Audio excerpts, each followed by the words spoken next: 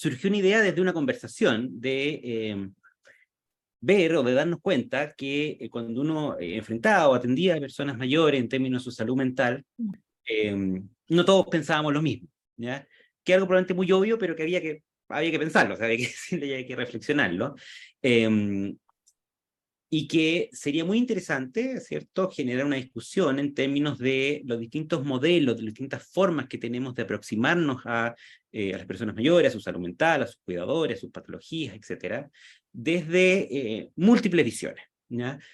Por eso tenemos un nutrido panel de expertos, ¿cierto?, que viene o venimos desde el área más médica, desde el área, qué sé yo, de las comunidades, desde la ciencia de salud no médica, etcétera, como esta idea de dar una visión probablemente lo más integral y completa posible, sin señalar, por supuesto, que hay un modelo mejor que otro, ¿cierto? Pero entender esta forma amplia de enfrentarse a las personas mayores, a su salud y a su salud mental en particular. Bueno, simplemente saludar y decir que me siento muy contenta con el inicio de esta actividad y que espero que sea fructífera. Y vamos a dejar entonces al coordinador y a la secretaria que presente los panelistas. Mi nombre es Rosana Silverman, yo soy la secretaria y me parece que modera muy bien. Hola, sí. Marco, encantado. Gusto. Bueno, igualmente. Dejo en tu mano la presentación. Igualmente, muchas gracias, Rosana. Ambos somos secretarios. Yo soy secretario Ambos de la somos Sociedad buenos. ¿Cómo no? ¿Cómo no? Para lo que sea, para lo que necesite.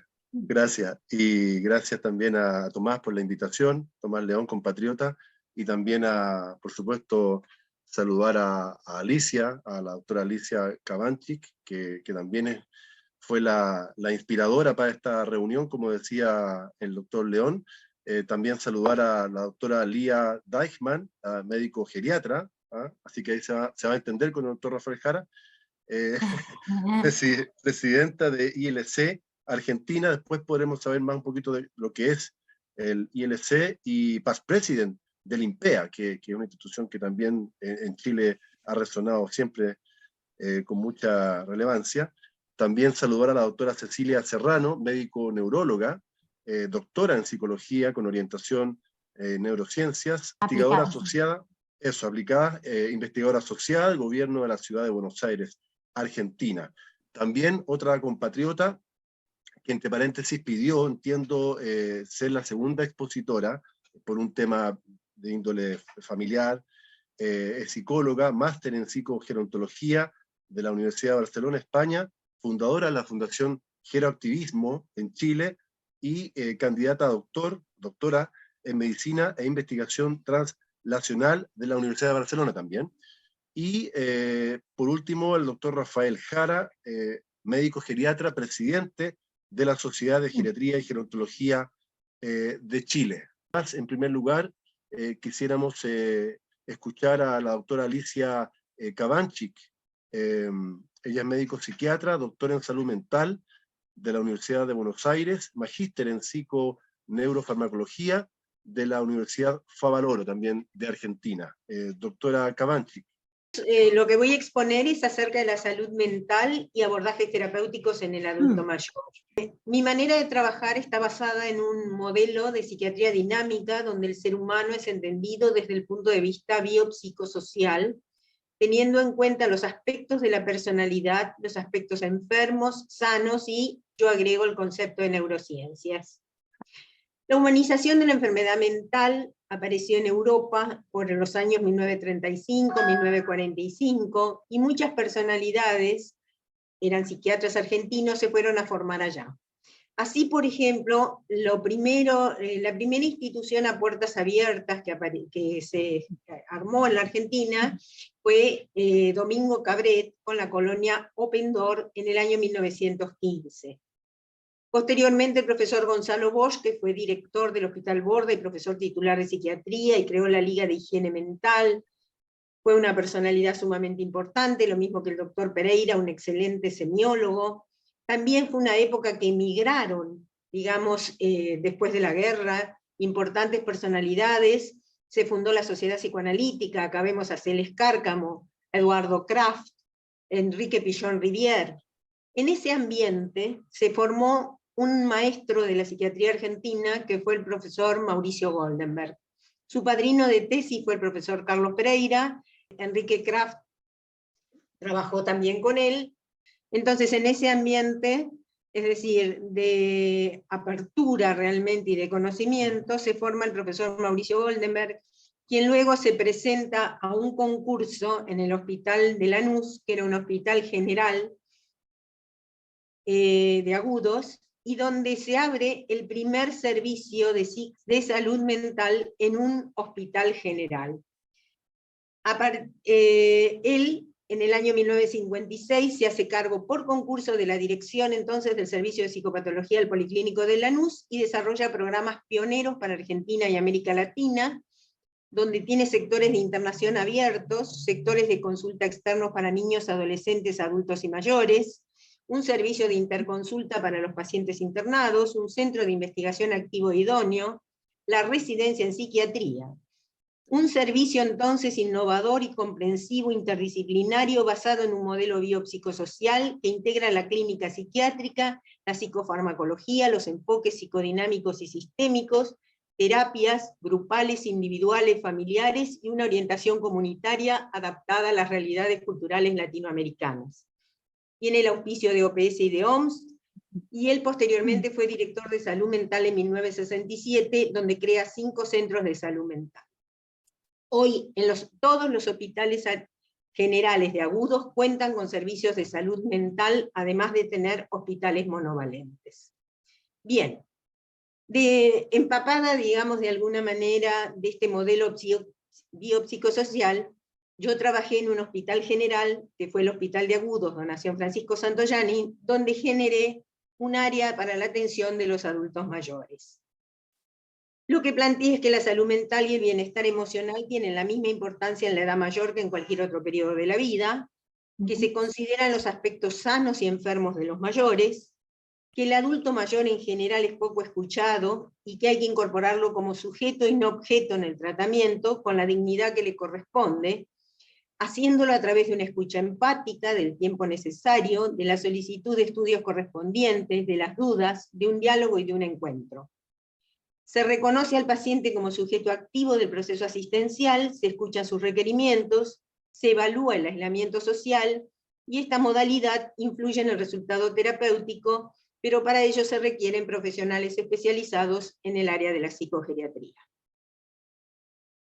Sin diagnóstico no hay tratamiento, entonces la prevalencia de las consultas han sido siempre en consultorio externo por temas de depresión y cognición, y estos factores implicaban un abordaje global donde incluíamos la parte de expresión corporal, y si el paciente al admitirlo requería algún otro tipo de recurso que no disponíamos, era derivado a un centro de día, a un hospital de día, lo que fuese que necesitaba.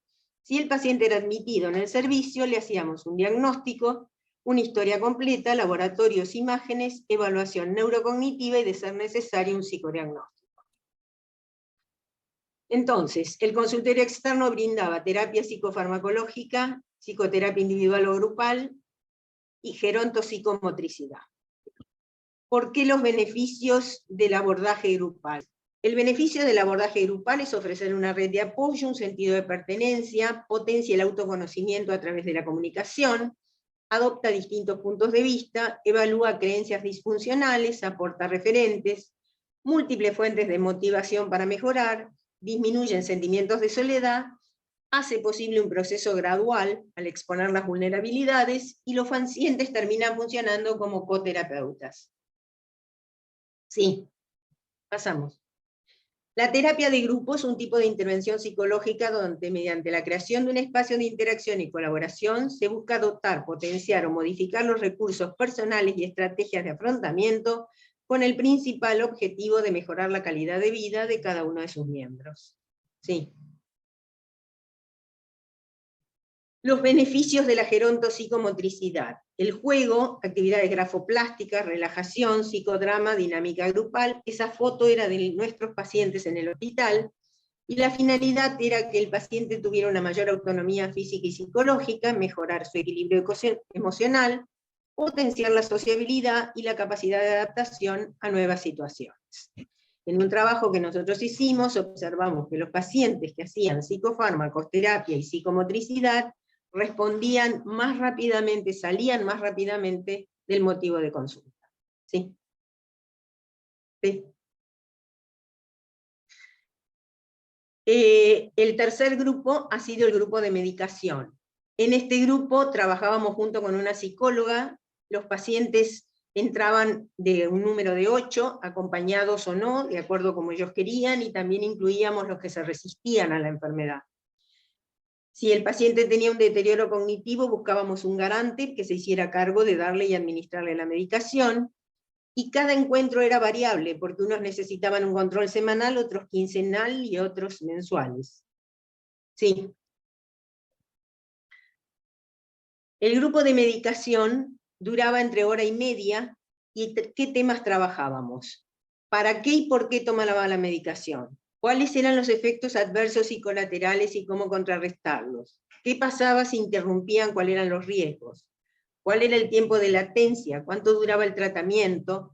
Y finalmente teníamos un baúl donde le pedíamos que donara la medicación cuando la culminara de usar, a la que también colaboraban algunos laboratorios. Sí. Sí. Utilizábamos los criterios Stop-Start o los criterios de Burns, que son los criterios psicofarmacológicos, es decir, que son internacionales. La diferencia entre los de Burns es que indican qué es lo que no se debe hacer, y el Stop-Start indica lo que no y lo que sí se debe hacer.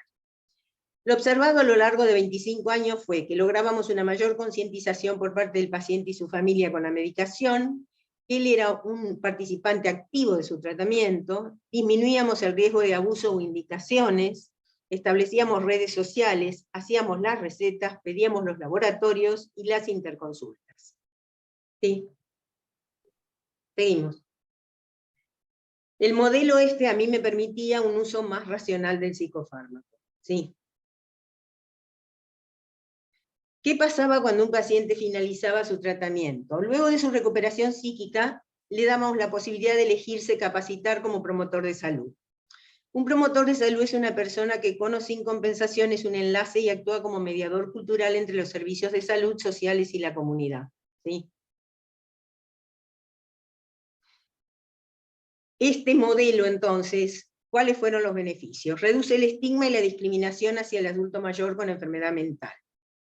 Extensivo al género femenino, lo valoriza como persona, estimula la participación, ayuda a no tomar las partes por el todo, ayuda a pensar integrando, modifica conductas, mejora la autonomía psicofísica, usábamos menores dosis de medicación, respuestas terapéuticas más breves y menor costo económicamente, es invertir en una consulta prolongada y solicitar todos los estudios necesarios que varios de 15 minutos.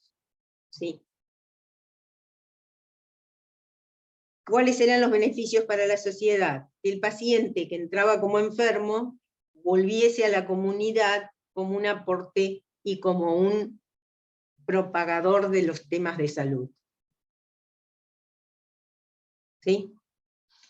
La OMS plantea que hay un aumento previsto de 900 millones a 2.000 millones de personas mayores de 60, que estas personas pueden sufrir problemas físicos y mentales, más de un 20% que pasan los 60 sufren algún trastorno neural, el 6x6 de la discapacidad se atribuye a trastornos mentales, y estos trastornos representan en la población anciana un 17,4% de los años vividos con discapacidad, siendo demencia y depresión los trastornos más frecuentes. En la década del envejecimiento saludable, la OMS plantea que la estrategia global para promover acciones destinadas a afrontar el tema del envejecimiento de las poblaciones es mejorar la vida de las personas mayores y sus familias, reduciendo desigualdades en salud, mejorando la vida de sus comunidades, cambiando la forma de pensar, sentir y actuar. En cuanto a los prejuicios, desarrollar las comunidades de forma que se fomenten las capacidades de las personas, prestar servicios de atención integrada y atención primaria, y proporcionar acceso a la atención a largo plazo de aquellos que lo necesitan. ¿Sí? Considero que este modelo planteado está dentro de los de las pautas que la OMS, digamos, propone. Nada más. Muchas gracias. Muchas gracias, doctora Alicia Cabanchik, médico psiquiatra, doctora en salud mental de la UBA Argentina, magíster en psiconeurofarmacología de la Universidad Favaloro, por su presentación. Estamos conectados entre Chile, Argentina, Argentina-Chile, la misma hora, y en este debate, modelos de abordajes terapéuticos en la persona mayor. De acuerdo a lo señalado anteriormente, con la aprobación de todos y todas, quisiéramos dar ahora la palabra a la licenciada Agnieszka Bozanic. Ella es psicóloga, máster en psicogerontología de la Universidad de Barcelona, España, fundadora de la Fundación Geroactivismo en Chile y candidata a doctorado en medicina e investigación translacional en la Universidad de Barcelona, España también. Gracias por la invitación, Tomás, y a todas y todos los que están prestando parte de su tiempo, ¿cierto?, para escuchar acerca de estas temáticas. El título que elegí para hoy es ¿no? Enfoque gerontológico en la atención de salud mental en personas mayores en Chile. Quiero partir desde la premisa de que lamentablemente existe, evidenciamos, ¿cierto?, una ausencia del enfoque gerontológico en la atención de salud mental en las personas mayores en Chile. Siempre que entendamos que el enfoque gerontológico en salud mental en personas mayores es una aproximación integral, ¿cierto?, desde esta visión biopsicosocial, que considera las necesidades específicas de las personas de 60 o más años, ¿cierto?, y que también a su vez busca prevenir, detectar y tratar trastornos mentales que puedan presentarse en esta etapa de la vida, así como también promover, ¿cierto?, salud mental y bienestar en este grupo.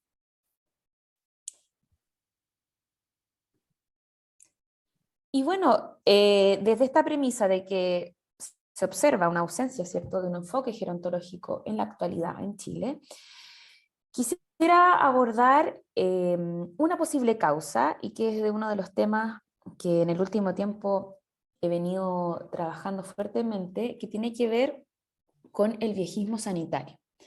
Para aquellas personas que no sepan lo que es el viejismo, es aquella discriminación que, por motivos de edad, que es dirigida hacia personas mayores, ¿sí? Viene desde este concepto ageism, que es traducido específicamente al concepto de edadismo, pero en nuestra región, en Latinoamérica, tiene el placer de haber contado con el trabajo de Leopoldo Salvarezza, que es un académico argentino quien crea este concepto de viejismo para referirse específicamente a la discriminación por motivos de edad hacia personas mayores. Y bueno, este tipo de discriminación, por supuesto, lo observamos en diferentes ámbitos de la sociedad. Uno de ellos sería el ámbito médico, no solamente de médicos y médicas, sino de profesionales de la salud en su amplio espectro. Para comenzar conversando acerca de esto, les dejo este ejemplo, ¿no? Esta ilustración que ilustra finalmente tan bien lo que quiero abordar, ¿cierto? El médico le dice a este usuario, el dolor de su pierna derecha se produce por su avanzada edad. ¿Y qué le dice el usuario? No, porque la otra pierna tiene la misma edad y no me duele, ¿sí? Entonces, esto más que nada para comentar acerca de esta aproximación biomédica que se observa generalmente en el ámbito de salud en nuestro país, en Chile, y sobre todo cuando hablamos de el abordaje en la salud mental, en los diferentes dispositivos de salud, ya sean públicos o privados, ¿cierto?, en Chile. Para ir más específicamente al tema del viejismo, podemos decir que el viejismo sanitario son todas aquellas políticas, prácticas o procedimientos explícitos o implícitos de las instituciones sanitarias que discriminan a personas mayores y que incluyen estereotipos, es decir, creencias, ¿sí? Prejuicios, es decir, sensaciones, y también acciones, ¿cierto? Conductas basadas en la edad de las personas que forman parte de estos establecimientos. Entonces, finalmente, estamos hablando no solo de las mismas instituciones en sí, ¿cierto? De las políticas públicas que tengan, las políticas internas que tengan los establecimientos de salud, ya sean públicos o privados, sino que también estamos hablando de los estereotipos, prejuicios y conductas que tengan las y los profesionales de la salud que trabajen dentro de estos dispositivos. ¿Sí? Y como ya les adelantaba, no tiene que ver solamente con la profesión de la medicina, ¿no? Sino que hay diferentes estudios que han abordado la presencia de este tipo de discriminación en diferentes profesiones, ¿cierto? Ya sea la psicología, la psiquiatría, de medicina de rehabilitación, odontología, ¿sí? Dentro de la medicina se ha hecho un desarrollo más en profundidad acerca de este fenómeno y se ha observado, por ejemplo, tanto médicos graduados como en etapa formativa, ¿sí? Y también enfermeras.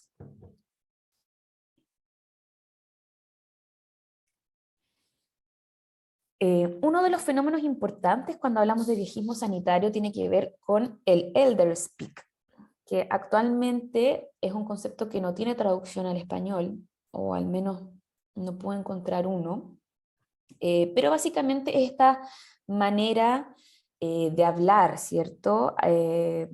Dirigida hacia las personas mayores, ¿cierto? Que es generalmente usado en contextos sanitarios. Un lenguaje que es más bien paternalista, que es condescendiente, ¿sí? Con un uso de estructuras más sencillas para referirse al usuario y a la usuaria, ¿sí? Una prosodia exagerada, un lenguaje pausado, gritar sin saber que esta usuario tiene o no hipoacusia, ¿sí? Y sobre todo el uso de terminología inadecuada para referirse a las personas mayores, ¿sí? Con respecto a la terminología adecuada o inadecuada, ¿sí? Podemos remitirnos a esta ilustración que hicimos desde Fundación Geroactivismo, que habla, bueno, que nos inspiramos, ¿no?, en el iceberg de violencias que realizó Amnistía Internacional para referirse a la violencia hacia la mujer. Entonces, nos inspiramos en ello, y aquí podemos ver que finalmente, ¿por qué la importancia de un lenguaje apropiado, ¿no? Porque las violencias que se observan generalmente son violencias físicas, ¿no? Golpear, insultar, ¿cierto? Pero hay otro tipo de violencias más simbólicas y, por supuesto, más invisibles, pero que son la base también de violencia hacia las personas mayores. Y en la base está el lenguaje edadista o viejista. Hace unos años ya, con Fundación Geroactivismo, escribimos este manual, que lo pueden encontrar de forma gratuita en nuestra página web www.geroactivismo.com, en donde hablamos acerca de los conceptos adecuados que debiesen utilizarse para referirse a personas mayores, y que nos basamos básicamente en la invitación que nos hace la Convención Interamericana sobre la Protección de los Derechos Humanos de las Personas Mayores, que es un tratado latinoamericano, ¿cierto?, donde al menos Argentina y Chile son países miembros, por lo tanto el concepto que debiese utilizarse en todos los ámbitos, los diferentes ámbitos de la sociedad, incluidos ellos los profesionales de la salud, ¿cierto?, es personas mayores. Por el enfoque de género, sabemos que existe una feminización de las vejeces, ¿no? Por lo tanto, las mujeres no pueden quedar fuera de este nombramiento, y también un enfoque de derechos humanos. solo para terminar con respecto a lo del elder speak, hay estudios que hablan de cómo lo vivencian las personas mayores, ¿cierto? Como un trato irrespetuoso. E incluso cuando hablamos de personas que viven con demencia, este elder speak produciría una resistencia al tratamiento. Entonces no estamos hablando de algo inocuo, sino que como hablamos hacia las personas mayores tiene una consecuencia importante. Ya para ir terminando, comentarles acerca de algunos factores de riesgo que se han identificado cuando hablamos de viejismo sanitario, ¿cierto? Ser mayor, ser hombre, tener una escasa capacitación en geriatría y gerontología, menos años de educación, falta o escasa experiencia laboral previa, una, por supuesto, falta de interés en trabajo con personas mayores y una menor interacción social con personas mayores sanas. Y ya para cerrar, acerca de las consecuencias que tiene en específico este viejismo sanitario hacia las personas mayores, habla acerca del acceso, ¿cierto?, que se tiene a la atención en salud. Sobre todo en la calidad y en la cantidad, ¿no? Si nos remitimos a esta ilustración previa que les mostré, por supuesto que si los médicos y médicas en este caso piensan o asocian la edad con enfermedad, eso por supuesto también es algo compartido por las personas mayores, por lo tanto esta persona se va a acercar en menor medida a los dispositivos de salud. Luego también una consecuencia que se ha observado es, por un lado, el subdiagnóstico o el sobrediagnóstico, ¿no? Si se piensa que todas las personas mayores, por ejemplo, tienen depresión, va a existir un subdiagnóstico. O al revés, ¿cierto? Que por ser mayor, los cuadros de dolor son típicos, ¿cierto? Puede existir también un sobrediagnóstico. En la misma línea, un subtratamiento de las mismas enfermedades, una subintervención, ¿cierto? También más o menos farmacoterapia se ha visto y quizás lo hablo más desde una apreciación subjetiva, no cuento con un estudio que lo avale, ¿no? Pero muchas mujeres mayores reportan en la atención de salud mental, ¿cierto? Mucha más prescripción de fármacos para la depresión, ¿no? Y eso no solamente en etapas ya de la vejez, ¿no? También en etapas previas, ¿sí? Y por último, y eso quedó totalmente evidenciado en lo de que pasó con la pandemia, ¿cierto? En donde se decía que las personas mayores eran el grupo de riesgo, sin embargo, fueron las personas menos incluidas en los ensayos clínicos cuando se empezó a probar la efectividad de las vacunas contra el COVID. Para cerrar, comentar, bueno, aparte de todo esto, hay muchas consecuencias a nivel social, a nivel de salud física, salud mental, que se ha observado, múltiples estudios lo hablan, pero ya en el 2021 ya se catalogó el viejismo como determinante social en salud, ¿sí? Para aquellos que no saben qué es los determinantes sociales en salud, podemos comentar que son aquellos factores no médicos que influyen en los resultados en salud y incluyen las condiciones en las que las personas nacen, crecen, ¿cierto? No es lo mismo vivir en Chile que en Argentina, en lo urbano, en lo rural, ser hombre, ser mujer, etc. Entonces, el viejismo, la discriminación por motivos de edad hacia las personas mayores, da como resultado varios daños, desventajas, desigualdades, injusticias, que tienen consecuencias serias y nefastas para la salud de las personas mayores, pero también para las mismas sociedades. Hay estudios que hablan que el viejismo amplifica ciertas enfermedades, ¿sí? Y eso por supuesto hace perder millones de dólares a las arcas de los diferentes estados. Entonces, no estamos hablando de algo mínimo, sin embargo, es uno de los tipos de discriminación más invisibilizados y naturalizados, a pesar de que es de los más perjudiciales, si lo comparamos con el racismo y con el viejismo. Perdón, con el racismo y con el machismo. ¿Sí?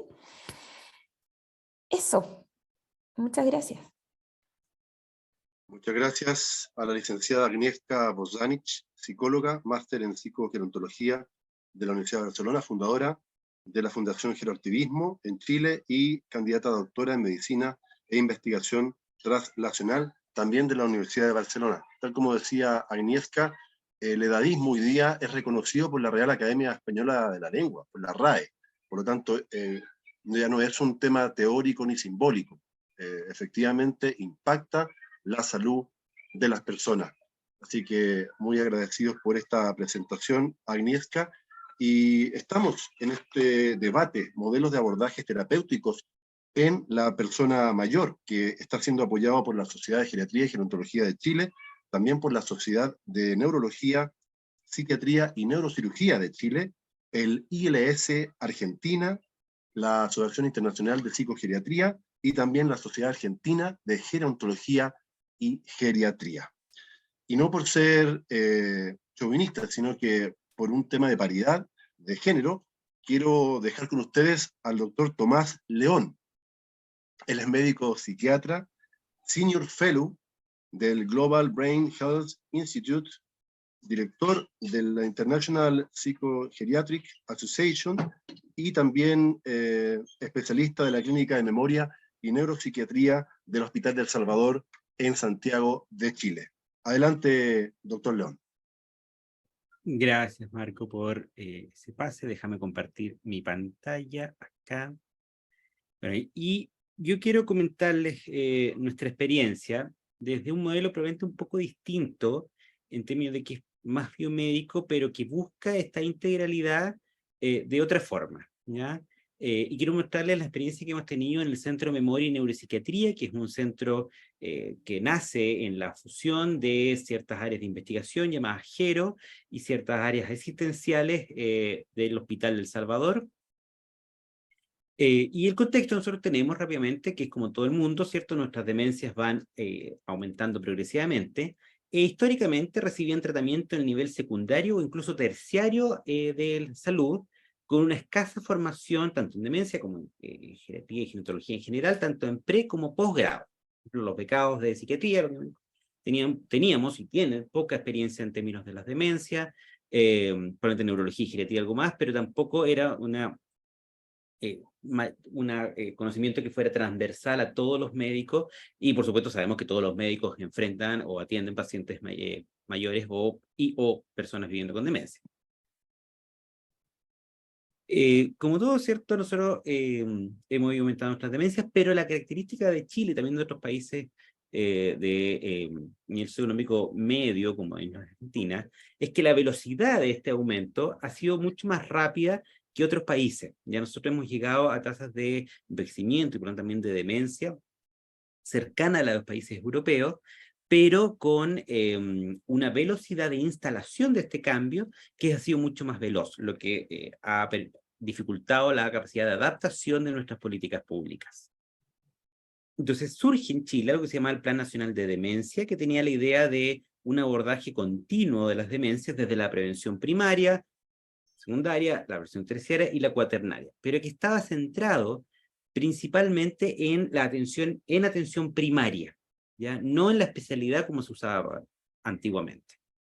La atención primaria, como les muestro aquí, ¿cierto?, iba a tener roles de prevención, diagnóstico e intervención, pudiendo ellos abordar gran mayoría de los casos, y surgía la generación de este dispositivo, que es el que yo formo parte, que es la unidad de memoria, también llamado clínica de memoria, o Memory Assessment Clinic también en otros dispositivos, en otros países, como un dispositivo que buscaba ser de alta especialidad para manejar casos de alta complejidad. ¿Ya? O sea, no todos pasaban por la unidad de memoria, ya que es, por ejemplo, el modelo inglés, que todos pasan por la unidad de memoria, que no todos pasan, sino que más bien era el modelo parecido por ejemplo en Francia o también en Irlanda, que es reservado para casos más complejos. Entonces, como le cuento, ¿cierto? Se genera una alianza asistencial y académica que genera la clínica de memoria y neuropsiquiatría, que después nos llamamos centro porque nos dimos cuenta que no teníamos camas, que es parte del clinium de la clínica, y que une múltiples profesionales, ¿ya?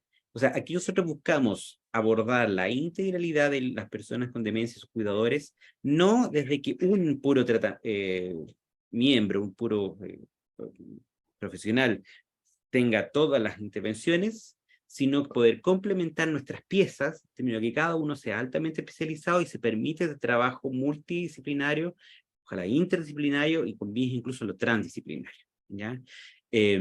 Y este es un poco nuestro cuadro. Incluyo activamente a la secretaria y al personal administrativo en general, puesto que en esta unidad, como en todas las unidades clínicas, forman un papel fundamental. Nos dividimos además en programas. Ya estos programas buscaban resolver los principales problemas o conflictos que veíamos que la red no podía resolver, que tenían que ver con diagnósticos complejos, con intervenciones complejas en pacientes que tenían un diagnóstico conocido, pero que su manejo se escapaba de las capacidades del resto de la red, y también algunas funciones en términos de las intervenciones fonoaudiológicas, que es algo no muy disponible en las redes de salud en nuestro país. Y este grupo de 3 programas, ¿cierto?, se articulaba con la red en términos de que recibía a los pacientes más complejos, los resolvía y los devolvía, y eso era muy interesante, ¿ya? Teníamos además, por supuesto, funciones de investigación, docencia, pero docencia no solo en términos de los residentes o becados que podían empezar con nosotros, sino que también docencia al resto de la red, ¿ya? Nosotros digamos frecuentemente atención primaria, seguimiento, consultoría y presentaciones de casos. Entonces, esto puede sonar como un modelo, y lo es, por supuesto, un modelo altamente biomédico, hecho centrado en una patología, ni siquiera como una atención de todos los pacientes mayores, sino que solamente los que tuvieron esta patología. Y aún así, yo quiero poner como un ejemplo de integralidad en términos de que se buscaba, como yo le decía, no que cada atención fuese integral al sujeto y a su familia, sino que en la junta de atenciones se lograse un enfrentamiento integral de las necesidades de la persona con demencia y sus cuidadores, ¿ya? Para los que se acuerdan, ¿cierto?, de esta serie, que es de los Supercampeones, esta es una foto de la selección, en cual estaba lo mejor de cada uno de los equipos, en una liga de fútbol, lo mejor de cada uno de estos equipos, que hacía una selección.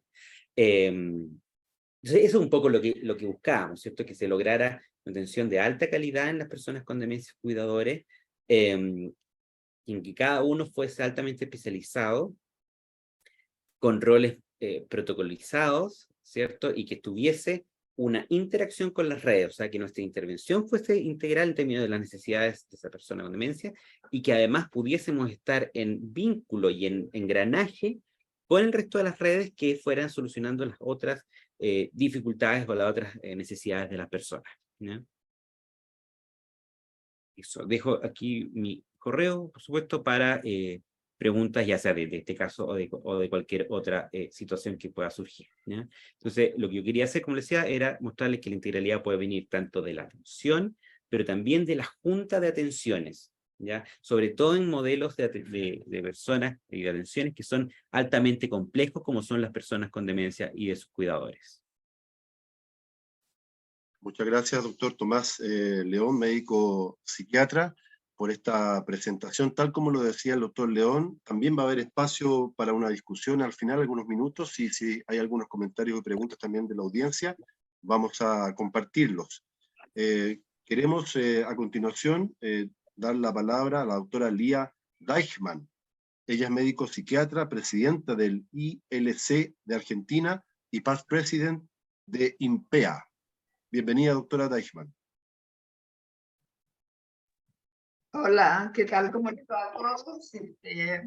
Bueno, yo creo que en realidad yo he sido convocada como médica geriatra y como médica gerontóloga, que es lo que yo soy en realidad. Soy profesora de psicología también, pero creo que he sido convocada por esto, para hacer un poco de balanceo. Y bueno, yo estuve pensando, había hablado con Alicia, yo sigo la misma línea que Alicia, por eso podemos trabajar juntas, y con Rosana, que está en la parte social, o sea, tenemos una ideología en conjunto para cómo abordamos o cómo nos acercamos a las personas mayores, ya sea, digamos, en el área hospitalaria, que es el concepto que tiene el Centro de Longevidad para la República Argentina, o digamos en la consulta, en el consultorio particular. Entonces dije yo, bueno, yo como médica, acá que voy a jugar como médica, a lo mejor en otro momento podríamos armar una discusión sobre viejismos. Yo pienso que sería muy interesante hacer sobre viejismos y sobre discriminación, tema que nosotros hemos trabajado muchísimo y que a lo mejor podemos aportar desde la Argentina a los compañeros de Chile. Y que yo trabajé también mucho con el tema de abuso y maltrato en la Red Internacional de Prevención y Abuso y Maltrato en la Vejez, que es la INPEA. Esa ¿se acuerdan? Cuando la llevamos nosotros a Chile por primera vez. Entonces dije, bueno, por ahí, ¿qué puede servir o qué puede ayudar? Algo a lo cual me estoy acostumbrando, y lo digo con toda honestidad, porque a veces uno hace cosas, pero no está muy segura que lo que está haciendo ya tiene nombre, apellido, y que se está usando en otros lados, y que estaría bueno que muchos médicos lo usaran, y sobre todo los médicos clínicos, y los que son los que más ven a los pacientes, y eventualmente los médicos geriátricos. Y esto tiene que ver con la valoración geriátrica integral. Porque sin hacer una valoración geriátrica integral, realmente no se puede trabajar con personas mayores. O sea, el objetivo principal es diseñar un plan individualizado, preventivo y terapéutico y rehabilitador con el fin de lograr el mayor nivel de independencia, calidad de vida de la persona mayor, y también tener una visión holística que garantice una atención adecuada y efectiva. Conforme avance la edad y los sujetos envejecen, cobra mayor importancia mantener un equilibrio funcional de todos los órganos y sistemas para mantener un nivel óptimo de funcionalidad. Lo que pasa es que se habla mucho de enfermedad porque se sabe poco del proceso del envejecimiento. Se sabe poco del envejecimiento como proceso normal de la vida, y se atribuyen precisamente cosas que tienen que ver con un envejecimiento normal a patologías, o sea, patologías que en realidad no lo son. Y eso tiene que ver también con que en la consulta, voy a hablar nomás, no voy a leer nada, voy a hablar, así hablo más rápido. En la consulta, digamos, muchas veces el médico no identifica patologías, digamos, que no están a la vista, que pasan desapercibidas. Y por la queja que puede tener en forma más o menos permanente el anciano, si es que el familiar lo deja hablar, que ya es toda es una lucha que tenemos en la consulta, digamos, que el familiar que viene a acompañar a la persona mayor o el cuidador deje hablar a la persona mayor, que a veces uno no sabe si el paciente habla o no habla, y tiene que parar al que lo acompaña.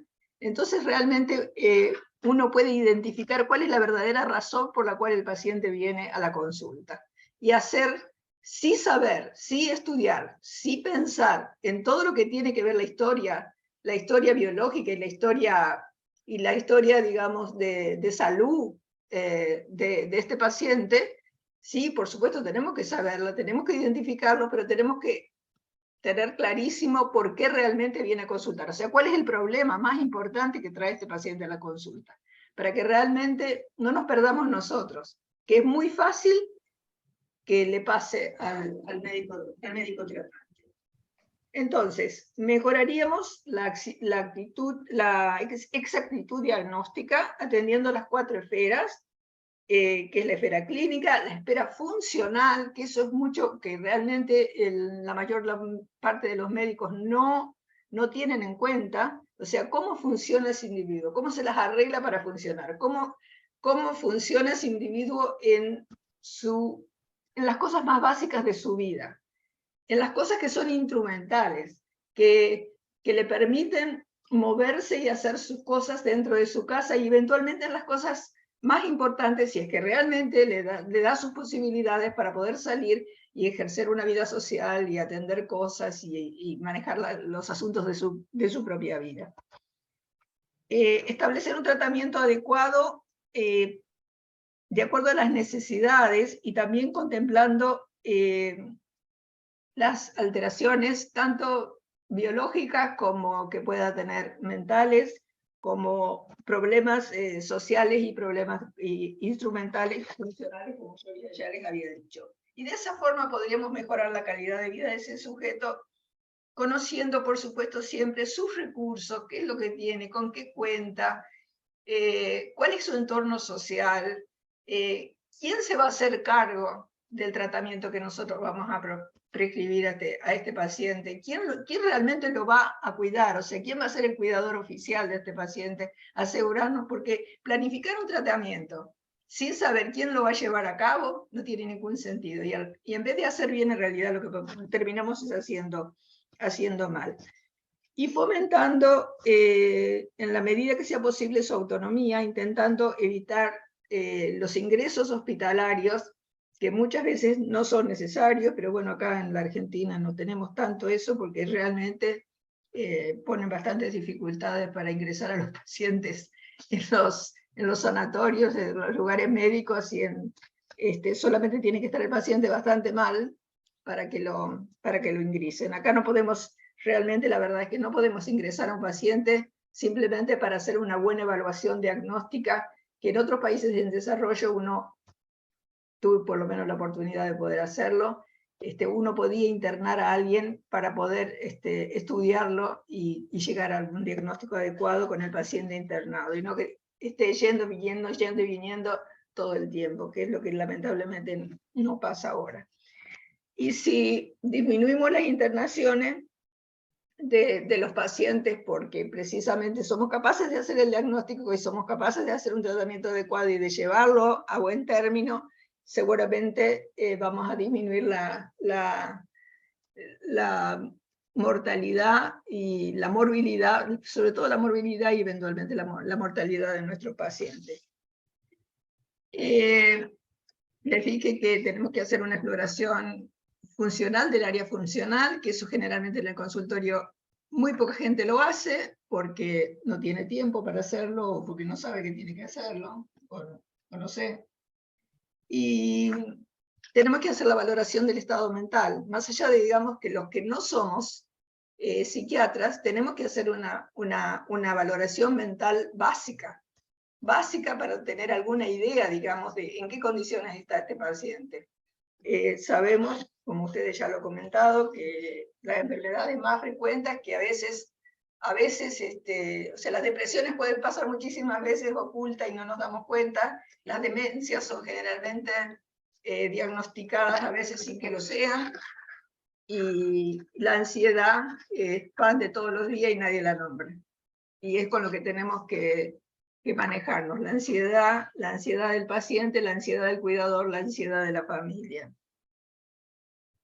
Y bueno, después si vamos a tener oportunidad vamos a discutir un poco más, pero una vez realizada la valoración geriátrica integral, es necesario y de gran utilidad elaborar un listado de problemas, como le dije, priorizándolos, es muy importante, o sea, priorizándolos para que nosotros nos ordenemos y el paciente y su familia se ordenen, para que realmente sepamos lo que realmente es importante tratar en el aquí y en el ahora, y después iremos enfocando, porque la persona mayor tiene una patología múltiple, eso es así, y no se puede tratar todas las cosas a la vez, tenemos que tratar lo que realmente es importante que se trate. Y hacer un plan realista de intervención terapéutica y de cuidados. Bueno, muchísimas gracias. No sé si me entendieron algo, pero quería, o sea, me iba salteando cosas. Podemos hablar de lo que ustedes quieran cuando ustedes quieran. De una forma más ordenada, capaz que lo puedo hacer mejor. Muchas gracias, doctora Lía Deichmann. Preguntaba en el chat si estaba haciendo si tenía una presentación a la vista, pero pareciera No, ninguna presentación. Esto fue, como dicen acá en Chile, al hilo, sumamente fluido, así que todo entendible, comprensible. Le agradecemos su participación como médico geriatra, presidenta del ILC Argentina y past president del INPEA. Y de geriatra a geriatra se entienden, como decía en un comienzo, y a continuación quiero dar la palabra desde Santiago de Chile al doctor Rafael Jara, presidente de la Sociedad de Geriatría y Gerontología de Chile. Doctor Jara. Hola, muchas gracias. La verdad es que me honra estar en este foro que es muy interesante. Creo que me lo imagino más como el principio de una forma de diálogo que como una tarea que podamos completar hoy día mismo. Yo creo que la doctora Reichmann ha dicho prácticamente todo lo principal. Yo resumí en algunas diapositivas algo un poco, voy a pasar muy rápido, ya comentando que, a ver, ¿qué pasa? Acá. Ahí sí. Que en realidad nosotros tenemos pacientes complejos por una serie de causas, presentación atípica, pluripatología, plurifarmacia, tendencia a la cronicidad, a la incapacidad, dificultades diagnósticas, dificultades terapéuticas, etc. Y eso lo ordenamos a través de la valoración geriátrica integral, que todos conocemos, que implica 4 áreas principales, son 4 patas de una mesa que no puede faltar ninguna, y que ha permitido desarrollar instrumentos que son las escalas que nos permiten valorar rápidamente cuál es la situación. Esto queda a disposición de un equipo interdisciplinario, ya con diferentes profesiones, enfermeras, kinesiólogos, terapeuta ocupacional, trabajador social, psicólogo, etcétera, y médicos de distintas especialidades, ya neurólogos, fisiatras, psiquiatras y geriatras también. Y como decía la doctora Deichmann, hay que hacer una evaluación de la cual sale una lista de problemas. Son problemas más que diagnósticos, porque hay, aparte de los diagnósticos clínicos físicos o mentales, encontramos también problemas como ruralidad, conflictividad familiar, maltrato, etcétera, que no son necesariamente parte de los diagnósticos clásicos, y eso va a ser atendido en algunos de los niveles de atención. La unidad geriátrica de adultos de agudos, el paciente está muy complicado, ya unidades de recuperación funcional de mediana o más larga estancia según haga falta, atención domiciliaria, se han dado algunas características en los servicios de urgencia, hay hospitales que funcionan con geriatras como interconsultores, o se pueden ver los cuidados al final de la vida. Pero quiero llamar la atención respecto a lo que es el trabajo geriátrico, algunas características que creo que hay que destacar. Uno es que trabajamos con personas mayores que son, por definición, muy heterogéneas. Tienen todos muchas experiencias muy distintas, han pasado por la vida por muchas cosas, y acá tenemos un gráfico de la OMS que relaciona la capacidad funcional con el tiempo, y vemos que un niño al nacer necesita ayuda en todo, a medida que crece pasa la línea de dependencia, ¿ya? Y en esas condiciones puede continuar, digamos, desarrollando capacidades, y es el adulto el que llega a tener la máxima capacidad de hacer cosas, es un profesional que puede trabajar más horas, es un artesano que puede realizar más trabajo, y luego empieza una declinación que parte con una gran dispersión. Hay gente que se mantiene muy bien, y hay gente que no, y que en etapas tempranas empieza a decaer, ¿ya? Y así, aquí tenemos que el envejecimiento, que se me anexó un audio de una presentación distinta, en donde hay personas sanas, personas frágiles o pacientes geriátricos propiamente tal. Lo otro es que es una especialidad que en realidad necesita encontrar las enfermedades en etapa temprana, necesita encontrar problemas que muchas veces no conoce el paciente, que hay que irlos descubriendo en el trabajo diario, y un buen ejemplo de eso es el trabajo con la fragilidad. ¿Ya? La fragilidad es una situación de vulnerabilidad de los mayores y que tiene como característica la posibilidad de identificar problemas que son muy leves muchas veces, que no inducen a la consulta médica. Pérdidas de peso leve, una persona que baja de peso 1 o 2 kilos en 6 meses, un año, no llama mucho la atención. Algo de debilidad, desgano, menos apetito, menos inactividad. No hablo del compromiso general de una persona con un cuadro oncológico avanzado, sino que una cosa menor. O signos como temor de salir a la calle, temor al ver las noticias, disminución de masa muscular o masa ósea, signos de desnutrición, que muchas veces son signos bastante sutiles, una lengua lisa por falta de vitaminas, ¿ya? Una piel que se ha ido cambiando por falta también de aportes nutricionales y que va a terminar en resultados de mala calidad. Entonces, en geriatría ya hemos ido empezando a ver la necesidad de encontrar elementos de mucha sensibilidad para poder encontrar temprano la patología. Otros elementos que también van caracterizando el trabajo geriátrico son cosas que van surgiendo de una evolución más bien rápida del conocimiento, y un buen ejemplo de eso es lo que está pasando con el deterioro cognitivo normal. Las personas, siempre se pensó que las personas al envejecer iban a tener un deterioro inexorable, implacable, y que iban a decaer en todo. Pero sí, hay algunas cosas que decaen: la memoria episódica, la capacidad de relatar cosas, puede ser la velocidad de procesamiento, que es la velocidad con que relacionamos las ideas y hacemos el trabajo cognitivo, y otras, pero se mantiene la memoria semántica, el repertorio de los conceptos. Junto con ello el lenguaje, que si se cultiva a lo largo de la vida puede llegar a ser muy sofisticado, puede mejorar con el tiempo, y la inteligencia cristalizada, que es el conjunto de conocimientos, de capacidades, de competencias que hemos ganado a lo largo de la vida desarrollando con atención y dedicación una tarea, y que permite que las personas mayores que han hecho las cosas muy bien puedan seguir desarrollándolas. Ejemplos hay muchos, ¿ya? También ya se conocen una serie de intervenciones preventivas para poder corregir los problemas cognitivos, ejercicio físico, mental, las relaciones interpersonales, tratar el estrés y la depresión, etc. Y también desde la geriatría estamos viendo la necesidad de incorporar el trabajo hacia el ciclo vital. Heródoto dijo: la historia es la maestra de la vida. Y nosotros en la geriatría, que vemos el resultado final del modelo de estilo de vida que va en nuestras sociedades y nuestras circunstancias, nos invitan a que los geriatras de alguna forma intervengamos o nos relacionemos con especialistas o con áreas que tengan que ver con otros elementos del ciclo vital. Un ejemplo de esto es, digamos,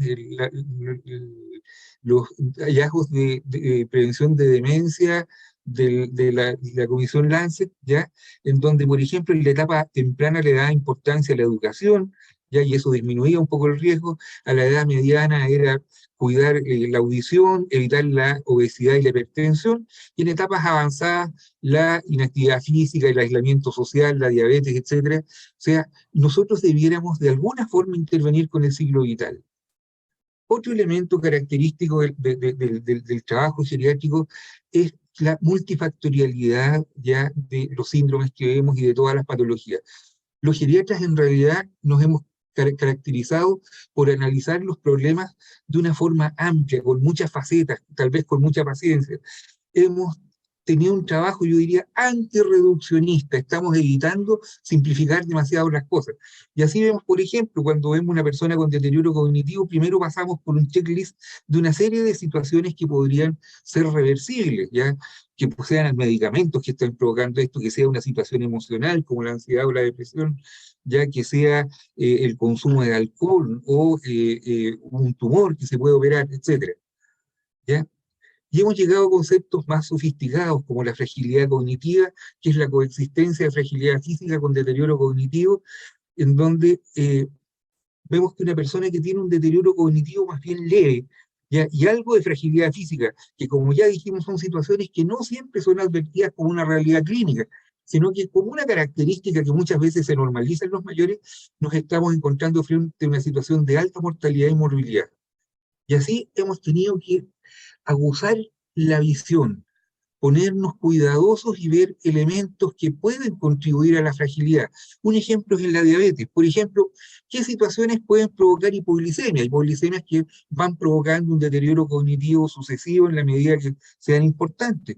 Y vemos que hay muchos factores de riesgo que podemos identificar en la consulta, ya desde el uso de insulina, una diabetes prolongada, si hay una disfunción cognitiva previa, si hay depresión, si hay fragilidad física, si hay malnutrición, ya si se toma sedantes, si tiene aislamiento social, si consume alcohol, etc. Entonces, desde nuestro trabajo, desde nuestro modelo, hemos tenido que empezar a pensar en una multifactorialidad de las cosas que se producen. Y por último, quiero ir hablando de la necesidad de nuestra área de trabajo de enfrentar un mundo cambiante. Nosotros estamos enfrentando un gran envejecimiento de la población. En Chile tenemos una estadística que nos predice que hacia el año 2050, que está relativamente cerca, 1/3 de la población van a ser personas mayores. Imagínense lo que significa eso en términos demográficos, epidemiológicos y económicos. Y eso ha generado un estímulo para el trabajo interdisciplinario y para el trabajo con otras profesiones, el trabajo gerontológico. Y así tenemos, por ejemplo, el enfoque de derechos está tomando una importancia en Chile.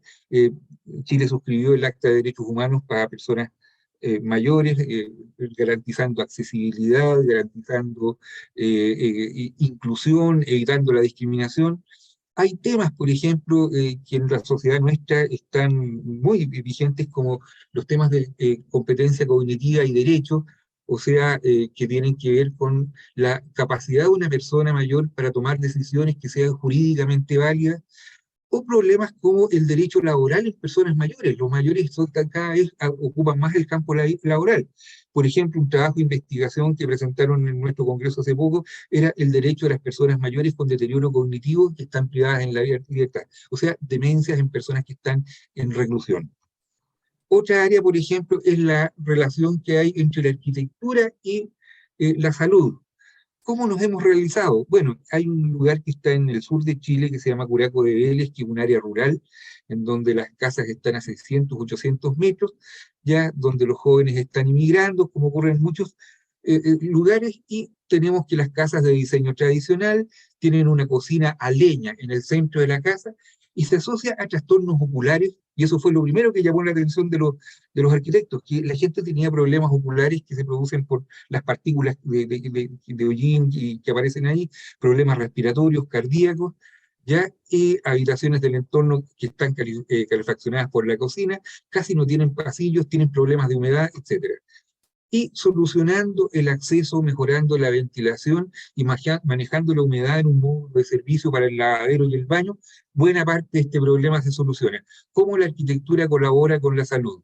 También las arquitecturas y los espacios compartidos son importantes, facilitar el encuentro, que ayuda al conocimiento mutuo, a formar redes sociales, al contacto transgeneracional, al contacto social con el vecindario, el diálogo, el apoyo, a mejorar la seguridad. ¿Ya? Tenemos también otras situaciones, el trastorno en ánimo, que se caracteriza por un deterioro cognitivo, por manifestaciones somatomorfas, cefalea, colon irritable, manifestaciones de fibromialgia, o una simple anedonia, el tío que no quiere ir al estadio, la abuela que no quiere ir a conversar con las amigas, el papá que deja de leer. Ojo, esos son problemas que con los que nos hemos relacionado. Y ya para ir terminando, hablar de temas como la economía plateada, ya el valor de las personas mayores en las empresas del futuro, que es un tema emergente. Hay un artículo muy bueno que salió en el Science, que es una revista de biología, ya, que hablaba de cómo los mayores pueden revigorizar la fuerza de trabajo a través de la inteligencia cristalizada, la expertise, la experiencia, y derriba de alguna forma el mito de que los mayores no son productivos, ¿ya? En los mayores hay más trabajo por necesidad económica, influye la calidad de la jubilación, ya hay creciente número de personas que trabajan y trabajan un horario bastante prolongado, ya, pero esto depende del tipo de envejecimiento. El trabajo es un protector, ¿ya? La soledad se combate con el trabajo gregario, con todos los efectos que tiene, tanto psicológicos, emocionales y neurobiológicos, el trabajo tiene que ser un trabajo relativamente desafiante. No veamos en los mayores una persona que es un trabajador disminuido. Son personas que pueden desarrollar actividades bastante fuertes. Tiene que ser un trabajo útil, un trabajo lúdico, que lo disfruten, donde puede haber experiencia transgeneracional, ya, y se ha ido desarrollando una incipiente medicina laboral con las personas mayores. O sea, vale decir, son temas nuevos ya que vamos a enfrentar. Nosotros en Chile tuvimos en el año 2017 fue el último censo, teníamos 640.000 personas de más de 80 años, y de esas 640.000 personas habían 28.000 personas que tenían trabajo formal, ¿ya? Estoy hablando de octogenarios, ¿ya? En un país que llegó a casi los 5.000 centenarios en ese mismo censo. Entonces tenemos que enfrentar una realidad distinta. Muchas gracias. Gracias, doctor Rafael Jara, presidente de la Sociedad de Geriatría y Gerontología de Chile, médico geriatra. Gracias por su presentación. Y para finalizar este debate, modelos de abordajes terapéuticos en la persona mayor, queremos dar la bienvenida a la doctora Cecilia Serrano, médico neuróloga, doctora en psicología con orientación en neurociencias aplicadas, investigadora asociada del gobierno de la Ciudad de Buenos Aires, Argentina. Bienvenida, doctora Serrano. Muchísimas gracias por la invitación. Para terminar, en realidad quiero destacar que apoyo todos los modelos previamente descritos, por supuesto, como neuróloga, especialista en el tema básicamente de envejecimiento patológico y lo que tiene que ver con demencia. Trabajo tanto en el ámbito público como privado, pero lo que sí voy a hacer gran hincapié es que trabajo como comité científico hace 20 años en una ONG, la Asociación de Lucha contra el Mal de Alzheimer, y aportamos un modelo muy importante que tiene que ver con los grupos de familiares, ¿sí? Los grupos de familiares son fundamentales porque lo que hacemos nosotros, además de lo que es asistencia, docencia e investigación, es hacer básicamente una gran toma de conciencia de la diferencia entre el envejecimiento y las demencias. Esto tiene que ver mucho con varios reportes que nosotros seguimos desde los modelos, desde el abordaje neurocognitivo, es un abordaje desde las neurociencias, en donde entienden el cerebro y cómo se procesa la información desde la macro, la microestructura, pero también entendiendo al paciente en el entorno y el biofeedback que tiene con el entorno. Sabemos que la población está envejeciendo, como dijimos, y por supuesto el número de personas aumenta el número de personas con edades avanzadas, y por supuesto la demencia es la vedette en esto, el deterioro cognitivo también, es la nueva epidemia como se describe en los reportes. Sobre todo cuando uno tiene que ver qué pasa con las cifras actuales, qué pasó con la pandemia por COVID, que realmente esto ha sido devastador para la familia, para los pacientes con demencia, y todo lo que estamos viendo en la Asociación Internacional de Alzheimer y desde ALMA, que tiene que ver cómo detectar el trastorno cognitivo, qué hacemos en el postdiagnóstico, ahora qué, y tratar de velar por lo que tiene que ver con una política nacional, un plan nacional, que es lo que estamos hoy en día tratando acá en Argentina.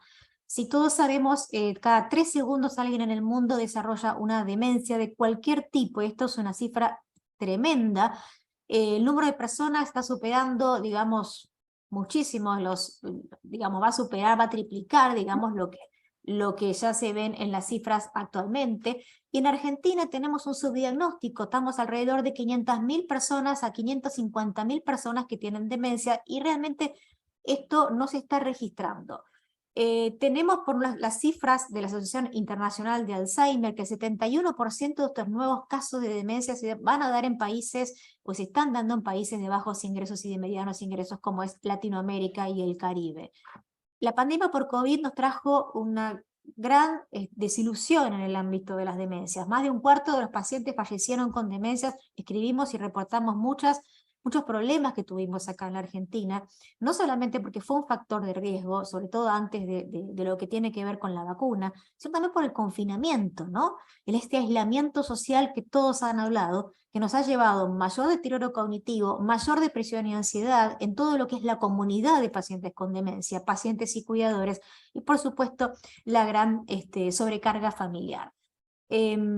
Nuestro lema, y voy a hablar también de la Asociación de Pacientes, es hashtag conocer la demencia.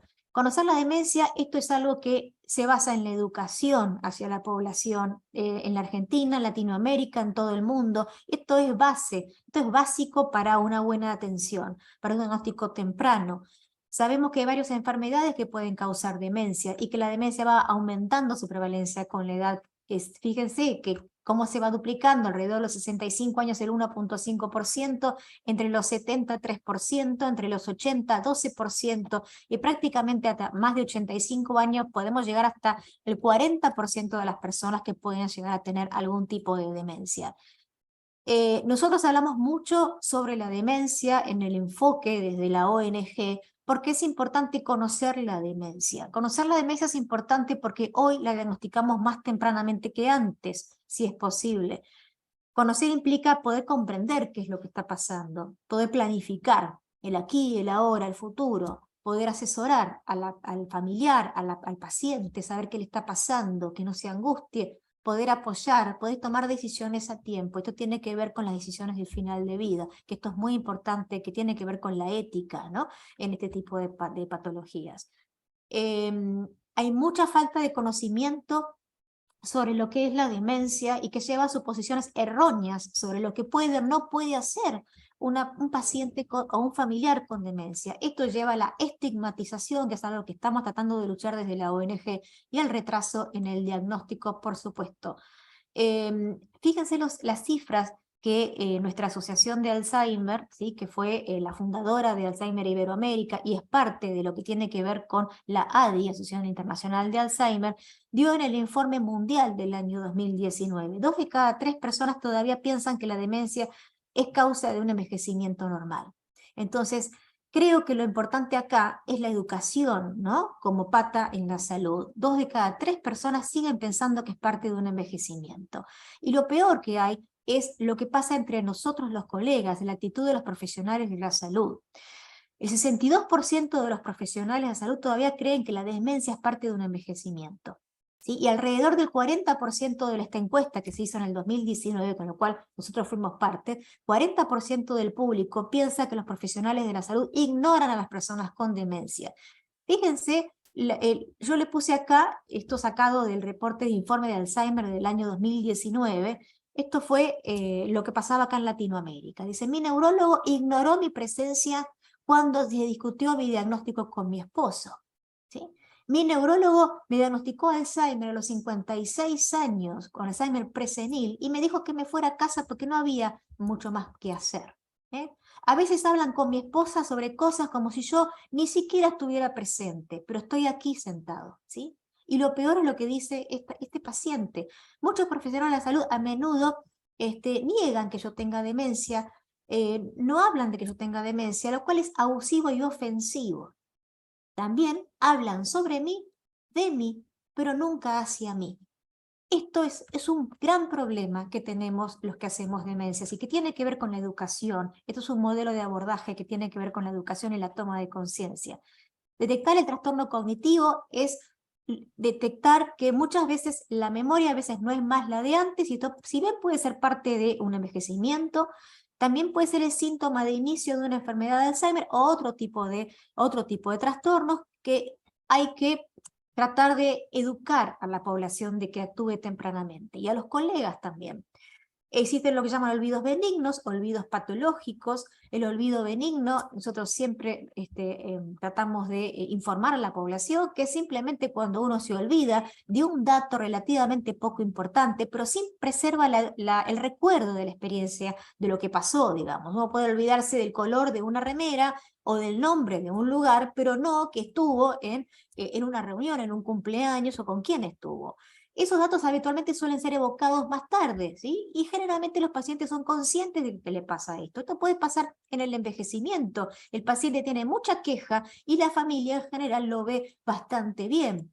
Otro escenario es el olvido patológico, donde suele haber ya un familiar en la consulta. Acá ya el olvido es importante, acá se reitera la situación como si nunca se hubiese escuchado o vivido, digamos, ya el dato es importante. se conservan los episodios más remotos y olvidan una situación por completa y no pueden evocarla posteriormente. Puede pasarle con los nombres, puede haber otro episodio de confusión. Intelectualmente impresionan con cierto grado de deterioro para la familia. Y muchas veces lo que es importante es la detección de esta pseudodepresión de inicio tardío, digamos, esta retracción social, abulia o apatía que va de la mano de estos trastornos cognitivos sordos, que muchas veces son sucios en el contexto de la fragilidad del paciente. Aquí en este olvido patológico, que puede ser un sujeto de riesgo para demencia, la familia está altamente preocupada y el paciente ya no lo es así.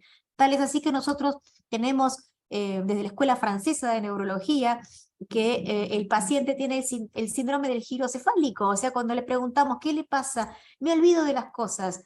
¿Y cuánto hace que se olvida? Y hace más o menos 1 o 2 años. Y la familia responde y dice, no, papá, mamá, ya hace 5 años que te estás olvidando. Y esto es cada vez más importante. Y el paciente lo mira como diciendo, no, a mí no me pasa esto. No, esto no es verdad. Este síndrome del giro cefálico, digamos, esto implica ya una anosognosia, el paciente ya empieza a no tener conciencia de lo que está pasando, minimiza y la familia está altamente preocupada. El diagnóstico clínico tiene que ser minucioso, y digo clínico y no digo de especialista, porque si uno tiene que pararse hoy en día, ¿sí?